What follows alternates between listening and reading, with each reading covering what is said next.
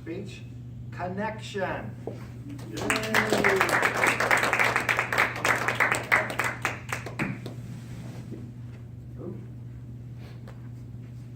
My assessment is that the day is going to be a lot about different generations. And I'm going to tell you a little about mine, or where I was at the time. She was beautiful. The most beautiful girl I had ever seen. And here I was walking her home from school for the first time.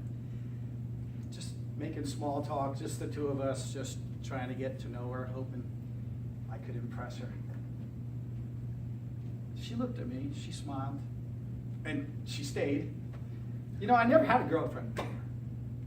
I had 4 brothers, and I had guy friends, and we usually pranked each other and teased each other and punched each other a lot. But here I was with this beautiful young girl, and I was mesmerized. I didn't really quite know how to behave. As we walked, we drifted closer together, and in a flash, our hands brushed, and before I knew it, we were holding hands. Outside, I try to play it off and just be cool, but inside I was going, "You're holding her hand, man!" This was good. Mr. Toastmaster, fellow Toastmasters, we were designed to connect. Do you remember the first time you held hands with that special someone? The excitement, the nervousness, the first time your hands came together. It's magical, isn't it? You know, we are really made to connect, and there's nothing better than connecting with other people. Good days are better. Bad days are not so bad. In fact, everything in life really reaches a new level when you connect with others. We are made to connect. But we have a problem. The world, our world, is taking us in the exact opposite direction. New trends and technology all seem to be designed to take us separate from others in an isolated path. Maybe you've noticed the changes. Have you seen some of this? Above all things that are out there today, I blame the cell phone. Not really the cell phone, the smartphone. Now, the smartphone originally was a great device. It has wonderful capabilities. In fact, more potential than I think they ever realized.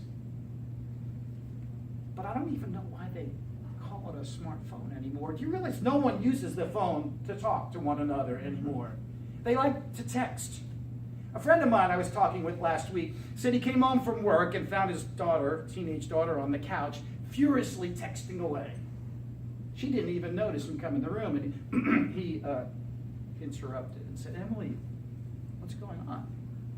She said, "Dad, I'm talking to my boyfriend."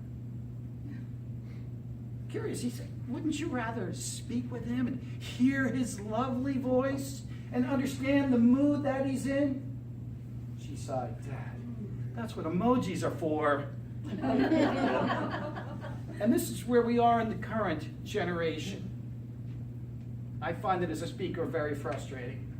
But you know, smartphones are much more than texting. Smartphones are really all about the apps. These little programs that'll do things for us, supposed to make our life better. You know, you're not feeling well? Well, there's a doctor app. You need to get a lift to go somewhere? Well, use the Uber app. And don't worry, you don't have to talk to the driver, because pretty soon Uber is going to be all driverless cars. You want to get something to eat? Oh, well, you know, waitresses are going away, so you'll need to order ahead with the menu app. Or you could eat at home and have your groceries delivered possibly by one of those driverless Uber cars. Or maybe an Amazon drone. That would really be the way to go. You know, smartphones are cool. I got to admit, I love the technology, and there's some wonderful things that they do for us. GPS, maps, I don't get lost, calendars. And having a camera with you every day, wow, fantastic. But where does it all end? It seems like we need to have some boundaries on something that affects so many people in the world. Do you realize that 80% of the world right now owns a smartphone? 80%. At its peak, when people smoked like crazy, it was only 45% of the population that smoked. 80% of the people have smartphones. And it's a dangerous thing, and it's starting to affect our life. Do we really want to live in a society where people choose, I should say, where people are lured into a relationship with a device instead of connecting with another person? I don't think we do. I think it's a dangerous thing that we go down this route, and I think it's time we pause and examine what exactly is going on here. I know that in my own life, my wife and I have both found ourselves using the smartphone more than we really wanted to. So we've made some changes I would suggest to you that you might want to bring on into your life and see the difference when we connect better. Number one, we've decided to evaluate together what's really most important to us. And what's most important to us were each other and our children. And the important things had nothing to do with electronics, technology, and devices. Now, once we recognized that, we agreed to pursue activities that kept us in that realm of people versus devices. So we look to connect with other people whenever we can.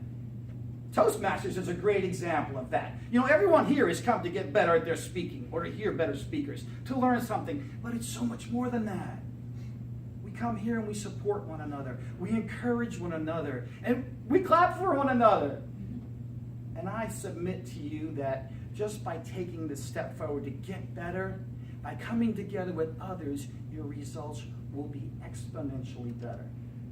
Finally, my wife and I have committed to an evening walk where we leave the cell phones, the smartphones at home. And occasionally we'll see a neighbor and we'll wave and we'll walk over and we'll talk and we'll get to know others. And more often than not, we reach out and take one another's hand.